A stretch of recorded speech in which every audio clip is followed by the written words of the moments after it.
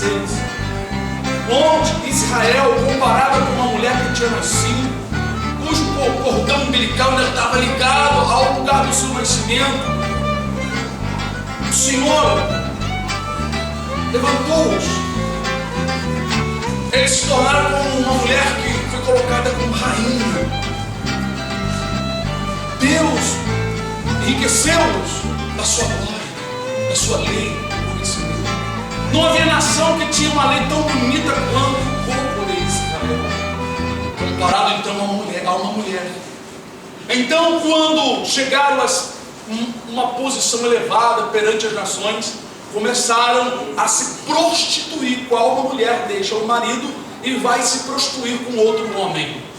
Assim, a nação de Israel se prostituiu, adulterou contra o seu esposo, contra Deus, contra Cristo, adotando os costumes das nações vizinhas, prostrando-se perante os seus deuses.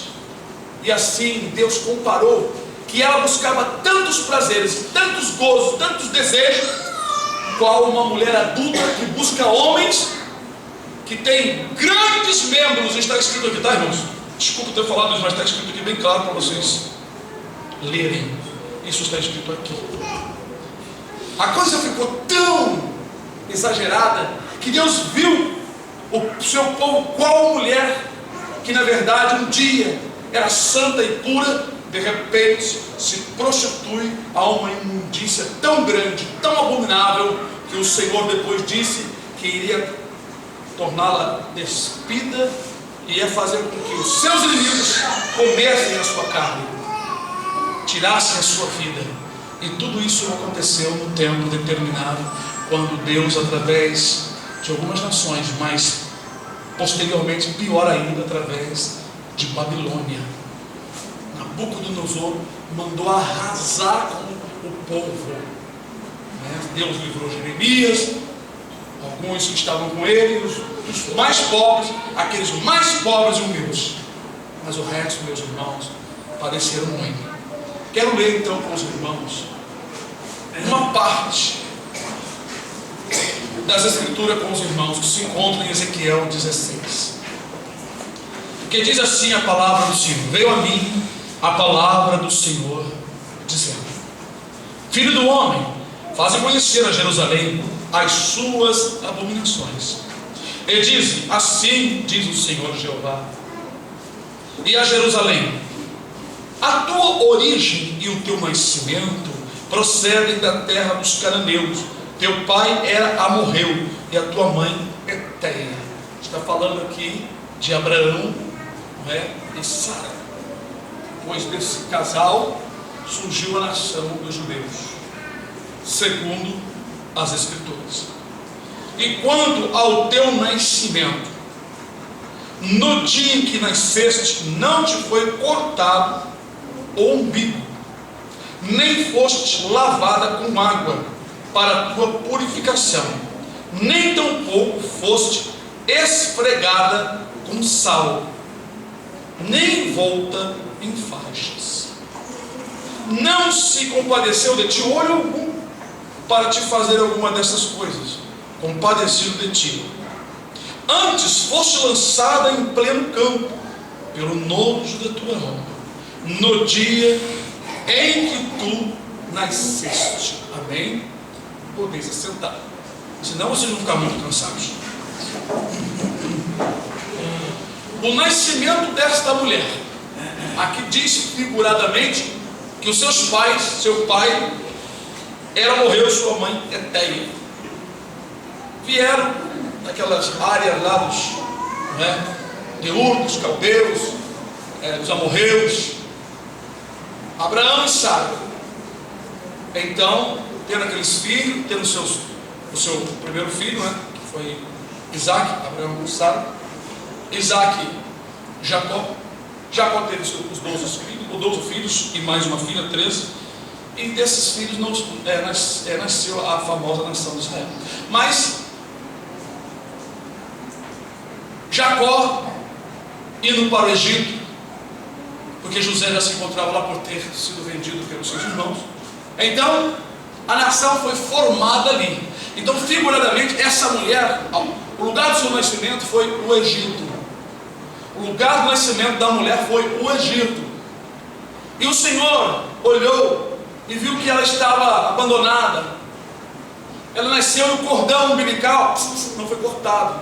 O que significa isto? Ora, Abraão temia Deus, Isaac temia Deus, Jacó temeu o Senhor, José temeu o Senhor, depois seus irmãos temeram o Senhor, mas posteriormente a nação não temia mais a Deus.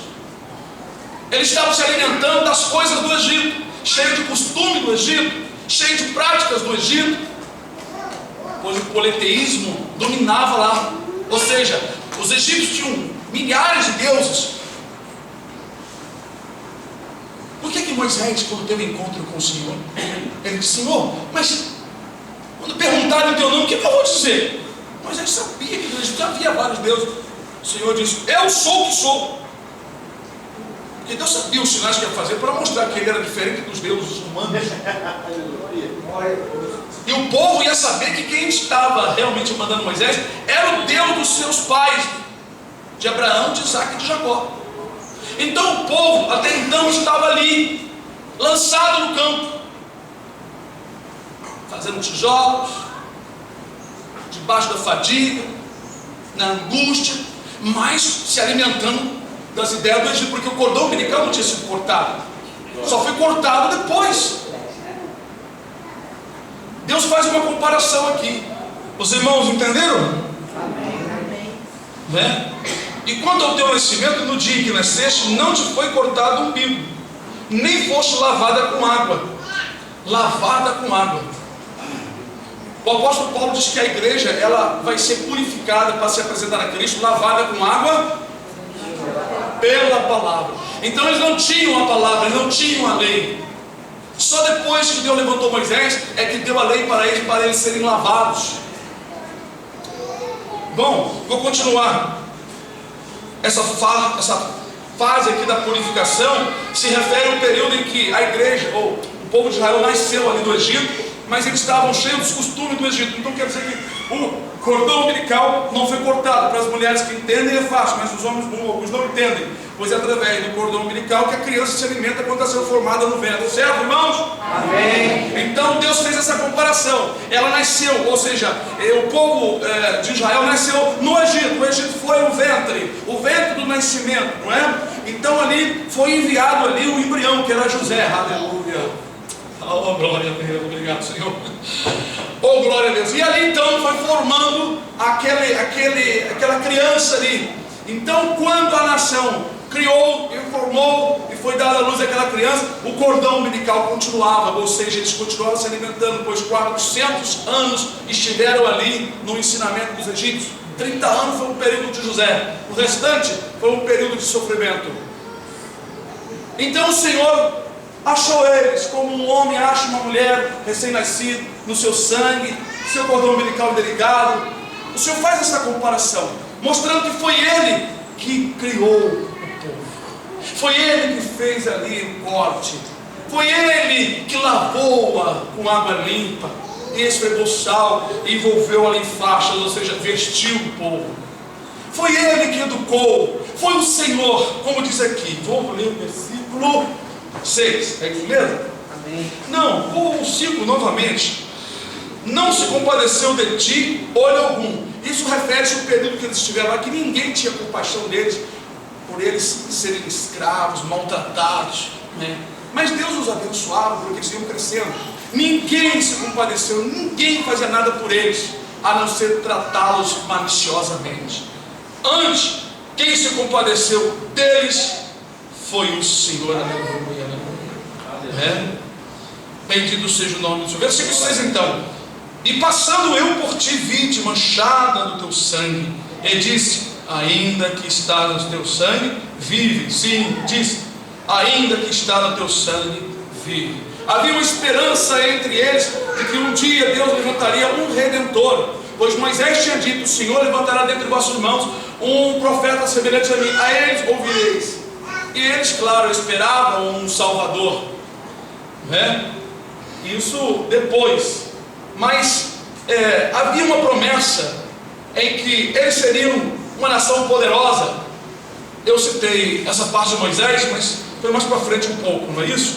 Mas Deus prometeu a Abraão que a sua descendência seria como as estrelas do céu, como a areia do mar, e que eles iriam dominar a terra de Canaã. Então eles tinham essa viva esperança. Mas o Deus de Abraão já não era aquele Deus tão conhecido como Abraão conheceu, pois eles não tinham experiência com Deus.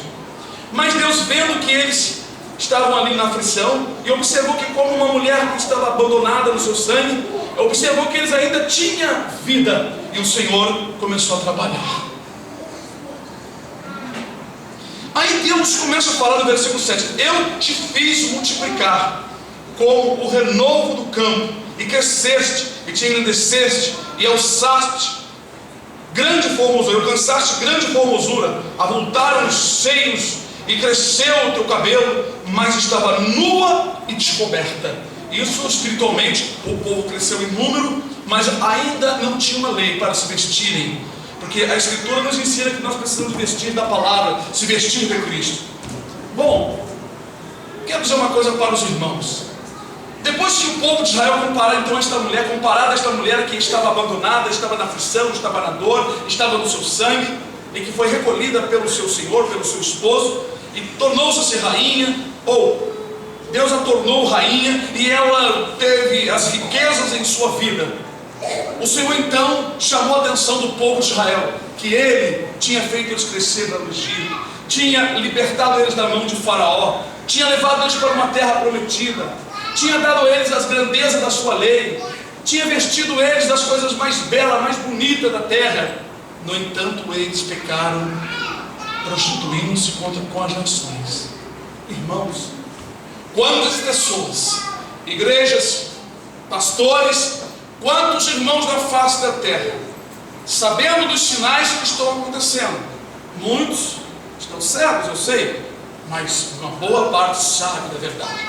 Quantos estão se deixando levar pela matéria, pelos espinhos da vida, pela sedução das riquezas, pela sedução dos prazeres, e estão trocando essas riquezas espirituais com coisas desta vida, aprendendo a viver como as nações, vivendo como os ímpios, cantando como os ímpios, vestindo como os ímpios, tendo um relacionamento com o mundo, qual a mulher deixa o esposo e vai se deitar com um adulto e um pecador, aleluia, adulterando contra o seu esposo. Assim o Senhor comparou o povo de Israel. Mas esta mensagem está viva, queimando em nossos dias, porque nós temos visto milhares de pessoas virando as costas para o Senhor, buscando os prazeres do mundo, valorizando a alegria que tem lá fora, aleluia. Um indivíduo falou, sendo entrevistado pela National Geographic, e uma americana disse: mas por que o senhor colocou um ringue de boxe dentro da igreja, depois do culto? Ele disse: nós começamos com rock, começamos com dança, e agora colocamos um ringue de boxe, porque muitas pessoas gostam disso, e é uma maneira de trazer as pessoas para a igreja dele, né?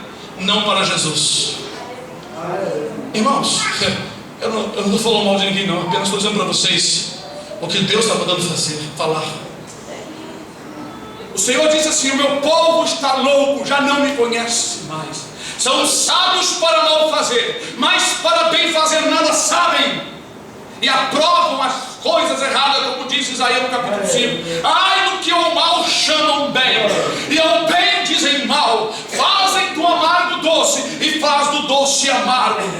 Ai dos que são limpos aos seus próprios olhos, aleluia, e não conseguem distinguir o mal do bom, a coisa ruim da coisa boa. Ficam cegos para as coisas boas, para enxergar as coisas ruins. Este indivíduo foi levantado pelo diabo para corromper milhões de gente, aleluia. Já não basta igrejas dos mus lá nos Estados Unidos, não sei, na Flórida, não sei aonde, já não lembro mais. Já não basta a igreja dos surfistas, já não basta a igreja do futebol, cujo Deus é o tal do Maradona. Fazem culto a ele, não tem nada de nome de Jesus, nem de ninguém. É ele é o indivíduo que se faz oração. Está na internet, eu mandei para vocês. A igreja leva o nome, existe um templo, já existe um templo. Aí o irmão que estava fazendo a reportagem mostrou como as pessoas na torcida comem unha, com um terço na mão, rezando com um terço na mão para o time ganhar. O meu povo está louco, diz o Senhor. Amados e queridos irmãos, uma realidade que estamos atravessando e que precisamos estarmos atentos para não nos envolvermos com essas coisas e não sermos iguais a eles. Antes devemos valorizar as coisas que Deus tem dado, aleluia. Como tem aquele hino, quero que valorize o que você tem. O hino faz ênfase do que a pessoa recebeu, o Espírito Santo. Valorize isto. Deus te deu o Espírito Santo, te deu entendimento, te deu a fé, te deu humildade, longanimidade, temperança, sabedoria, conhecimento, te deu a oportunidade de você ter a certeza da vida eterna. Mas essas pessoas estão enganadas por Satanás, irmãos.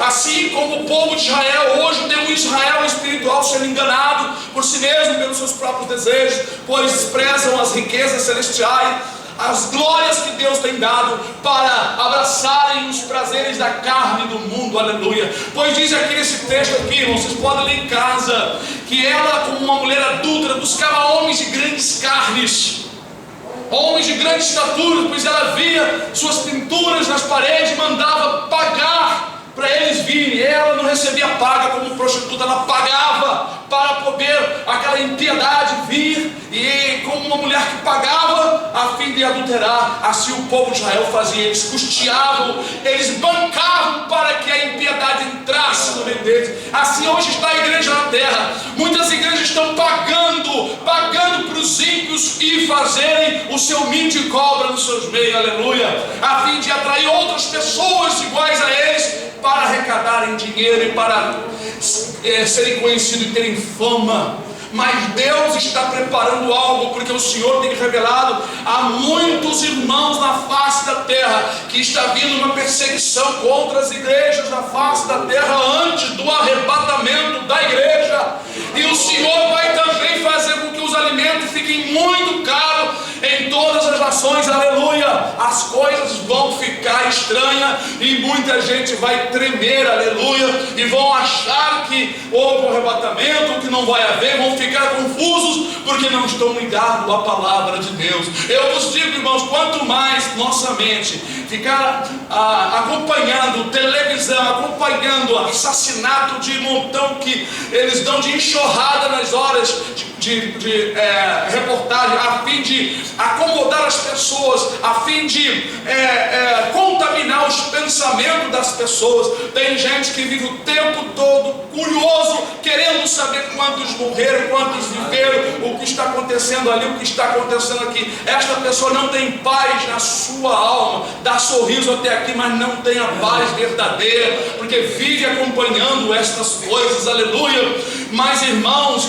e assim as pessoas trocam a glória, trocam a sua vida espiritual por uma vida acompanhada de tristeza, carregada de dívidas, carregada de doença.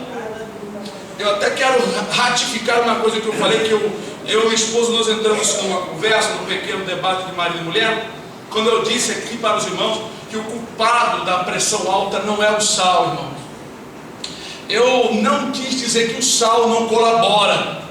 Há muitas coisas que colaboram para a pressão ficar alta, muitas delas, não é? De alimentos. Mas essas coisas não aumentam a tua pressão quando tu está com a tua mente fixa no Senhor. Quando você está em paz com Deus. Qualquer irmão e irmã que tem um pinguinho de preocupação e colocar uma pitadinha de sal ou um golinho de café na boca, a pressão já aumenta, irmãos. Quem foi que fez o sal?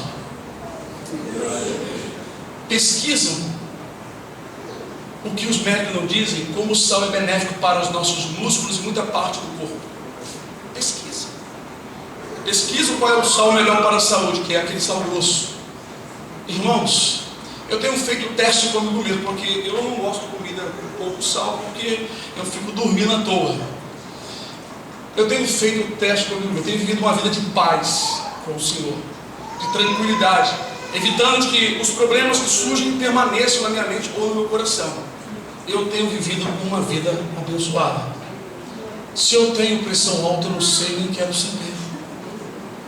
Porque se eu ficar toda hora medindo, isso fica aqui dentro. O aparelho de pressão fica na cabeça, não fica nem aqui, fica aqui dentro. Mede a pressão, aí hoje eu estou arrumando. Mede a minha pressão, mede a minha pressão, que mede a pressão. Muita paz. É aquele cuja mente está fixa no Senhor. A Escritura ensina assim: tenha paz. Não deixa o diabo roubar o que você tem, pois Jesus disse que veio para matar, roubar e destruir. E o povo de Israel deixou que o inimigo roubasse toda a glória que Deus tinha dado para eles. Deus queria que eles fossem a nação exemplar. Deus quer que você seja um crente exemplar.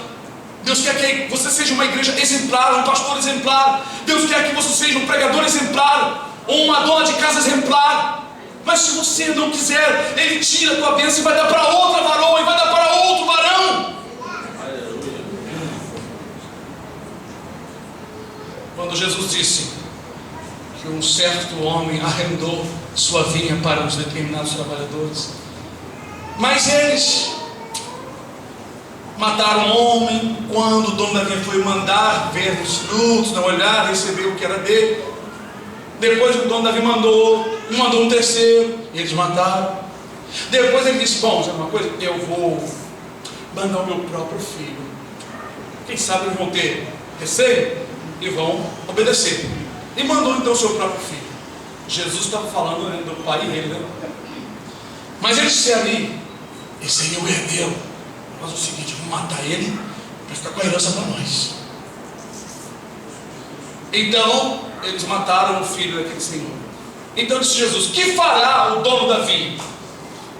Irá contra estes pecadores, vai tirar a vinha deles e dará na mão de outros. Aí os judeus falaram assim: não, assim não, Senhor, não seja assim. Mas assim foi. Deus tirou o trabalho, o grande trabalho da mão dos judeus e deu aos gentios. Quem está fazendo a obra toda na terra não são os judeus, são os gentios. Os judeus farão um trabalhinho no finalzinho. Quem fez, quem plantou, ajudou no início da construção, foi os judeus convertidos a Jesus Cristo, e não os judeus convertidos a uma ideia, a um pensamento, a uma fé morta de um Messias que vai arrasar uma nação com eles. Veja que enquanto eles esperam o Messias, estão preparando o templo para este Messias, para o anticristo, e vão fazer sacrifício da lei que Deus não está recebendo, nem vai receber mais. Enquanto isso, a nação dos gentios estão fazendo a obra que Deus está mandando. Eles trocaram a glória, deixaram a glória que Deus deu para eles, para serem como as outras nações. Assim, irmãos, muitas igrejas evangélicas deixaram o princípio, o primeiro amor, deixaram a comunhão, deixaram as doutrinas santas, deixaram o seu fervor com o Senhor, para se deleitarem nas modas, nas atividades que o mundo está fervendo em volta de nós. E precisamos estar muito atentos, porque João, na sua epístola, disse assim: filhinhos, não ameis o mundo, filhinhos, por favor. Não ameis o mundo e nem o que no mundo há. Pois aquele que ama o mundo, o amor do Pai não está nele verdadeiramente aperfeiçoado. Então, queridos e amados irmãos, não troquem a simplicidade da sua vida, a tua santidade, o teu modo de ser tão gracioso diante de Deus, para ser um personagem da televisão, para ser um artista, para ser um cantor desses aí evangélicos. Não se iguale a nenhum deles. Seja você mesmo um servo do Senhor. Guarda o que tens recebido, guarda a tua coroa, aleluia. Guarda o que tens para que ninguém tome a tua coroa, aleluia. O Senhor fica feliz quando olha e vê que irmãos e irmãs desses últimos dias estão se conservando santo, intacto. Muda os tempos, vem modas, muda os governos, muda as igrejas, pastores modernos, mas estes santos da terra continuam dando fruto para a glória do Senhor. Não troquem a glória do Senhor que está sobre você. Não troque por coisas desta vida, aleluia. Não troque a tua primogenitura, porque você é primeiro com Jesus, nós estudamos isso. Não troque a tua primogenitura por um prato de prazeres, por um prato de lentilha. Não faça isso. Lembre-se que o Senhor te resgatou, tirou o seu cordão umbilical porque você era alimentado das coisas do mundo, te vestiu do conhecimento da verdade, calçou teus pés na preparação do Evangelho, protegeu a sua mente, a sua cabeça com a fé da vida eterna, aleluia, a salvação eterna. Te deu também o escudo da fé, te pôs na mão a espada de 2 fios e colocou sobre suas costas, aleluia, a justiça, a couraça da justiça. Você hoje é um soldado de Jesus. Não ande despido, não deixe que ninguém tire o que você tem recebido. Não permita que o diabo te engane com prazeres, com aquele prato bonito. Não aceite. Ajuda aqueles que estão precisando do Senhor. Não busque a ajuda do mundo. Quando pensamos em nós mesmos e vamos atrás de ajudas e coisas que estamos aparentemente precisando, esquecemos de ajudar aqueles que estão necessitados, de sermos pregadores, de orar, fazer parte, fazer número, estar junto, louvando, abrindo nossos lábios e glorificando o nome do Senhor. Participe mais, seja fervoroso. Não troque a tua glória com a glória deste mundo. Que Deus nos abençoe em nome de Jesus. Que a graça do Senhor nos ensine mais e mais. Que o Espírito Santo do Senhor venha nos fazer saber, revelando